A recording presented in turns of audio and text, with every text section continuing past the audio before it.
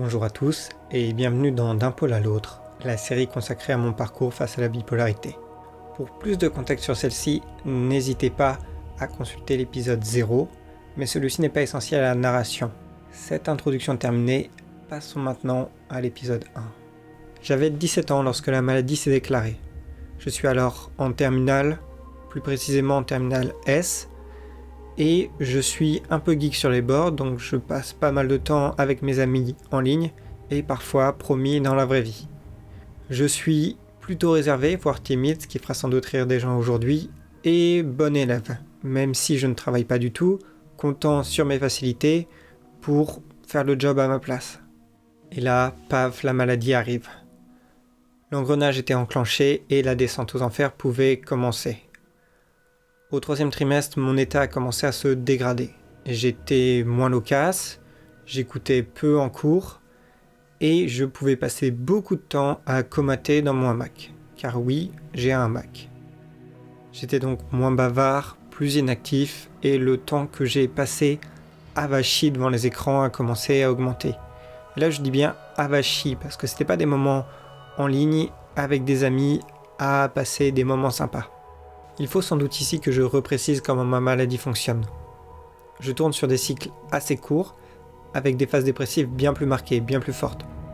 Je suis donc arrivé à l'épreuve du bac sous une forme mi-homme, mi-serpillière, et là où j'aurais potentiellement pu oblitérer l'épreuve, j'ai eu une mention assez bien.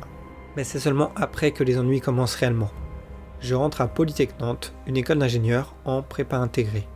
Et vous vous en doutez sans doute, commencer la vie en solitaire ne fait pas bon ménage avec une dépression assommante.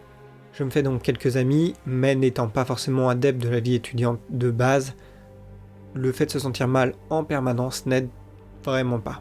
Cette année, c'est donc le début d'une longue chute. Ne travaillant pas du tout, mes notes dégringolent peu à peu. Ma vie sociale se délite, je perds à peu près tous les contacts que j'avais, je fais progressivement de moins en moins de sport et mon hygiène de vie devient déplorable. Je suis donc dans les derniers de la promotion et au fur et à mesure que mon envie de clamser augmente, toute forme de cohérence ou de rythme disparaît. Arrivé aux 3/4 de l'année, je me rends compte que ça va vraiment mal. Je me dis qu'il faut que je change quelque chose, j'ai l'impression de constamment me laisser aller sans trop rien pouvoir y faire et je me déteste de plus en plus pour ça. Par moments, je me ressaisis, je repars un peu de zéro, mais le bilan est très négatif. Les chutes s'enchaînent de plus en plus lourdes, inexorablement. Je décide alors de changer d'études et de repartir vers une classe préparatoire générale avec des matières qui font plus de sens à mes yeux. Si en effet j'arrive à trouver ce sens, ma première année demeure très bancale, tant sur le plan social que scolaire. Mes acquis précédents et mes facilités me permettent de me tenir plus ou moins à niveau, mais le manque de travail n'y fait pas et torpille tout potentiel que j'aurais éventuellement pu avoir.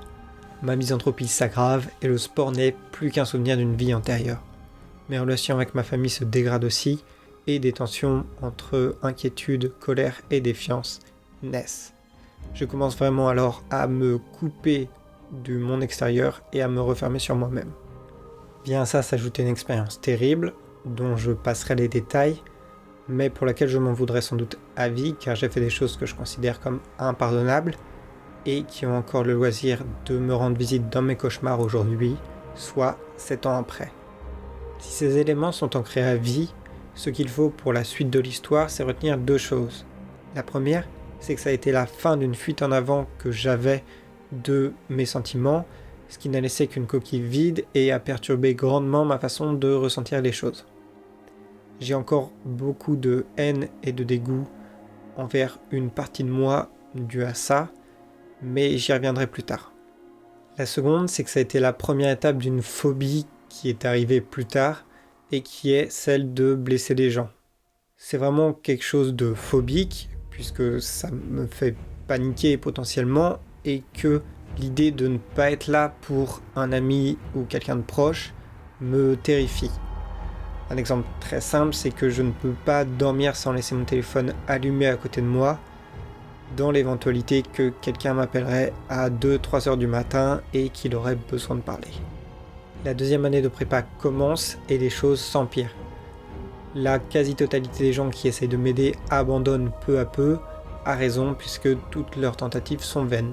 Et de mon côté, je me noie peu à peu dans un désespoir sombre, croulant sous les pulsions morbides.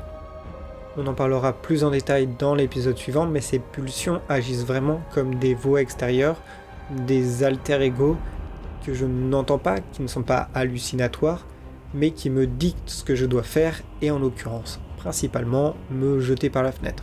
Je passe donc de plus en plus de temps à regarder des animés, des séries et à jouer, ce qui constitue mon principal échappatoire à la réalité.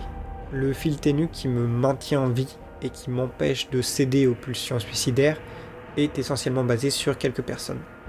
Les premières, ce sont 2 sœurs que j'ai qui sont incroyables, fortes, déterminées et qui me donnent aussi la détermination de me lever le matin. Mais j'ai aussi des amis qui sont là, notamment 3 personnes. La première, c'est quelqu'un qui ne me lâche jamais pendant mes sessions en ligne et qui m'empêche de me refermer sur moi complètement. La seconde, c'est un ami incroyable que j'ai depuis maintenant plus de 20 ans et qui vient me sortir de chez moi dans les pires moments et qui reste toujours là. Et il y a eu une personne très spéciale qui a eu un rôle tout aussi spécial puisque j'ai pu, grâce à elle, réapprendre à faire confiance à quelqu'un. Ce qui était devenu parfaitement impossible. Donc plus personne ne pouvait entrer dans ma vie. Tout ça va donc créer, comme je l'ai dit, un filet de sécurité qui va me permettre de survivre. Et je dis bien survivre, pas de vivre, car là on arrive à un stade d'épave qui est indécent. Mon appartement est devenu un taudis, je passe mes nuits à crier dans mon oreiller, à me frapper la tête contre les murs et à faire des cauchemars dès que je m'endors. J'ai perdu tout contact, voir des gens m'empêchent de respirer et j'aimerais revenir à un stade où je me détestais parce que au moins, je ressentais quelque chose. À ce moment-là, il n'y a plus aucune lueur d'espoir à mes yeux. Chaque matin, c'est un peu « Bienvenue, le vol en direction des enfers va bientôt partir. Veuillez attacher vos ceintures. » J'ai fait fuir la plupart des gens qui m'ont soutenu et le reste me dit d'aller consulter. Pendant les phases hypomaniaques dont je n'ai alors pas conscience, j'ai l'impression que ça va repartir, mais tout ça c'est pour me faire balayer et retourner manger la poussière de plus belle. Il faut savoir qu'étant enfant, je ne pensais pas que les maladies mentales étaient vraiment réelles, ce sans doute de par mon éducation. Pour moi, un dépressif n'avait qu'à se bouger. Alors, je ne crois personnellement pas au karma, mais si certains veulent l'invoquer ici, je ne leur jetterai pas la pierre. C'est sans doute pour ça que j'ai mis autant de temps à admettre que ça n'allait vraiment pas, et à admettre que ça ne venait pas forcément que de moi. À ce moment-là, tout le monde me dit d'aller voir un psychiatre, de consulter.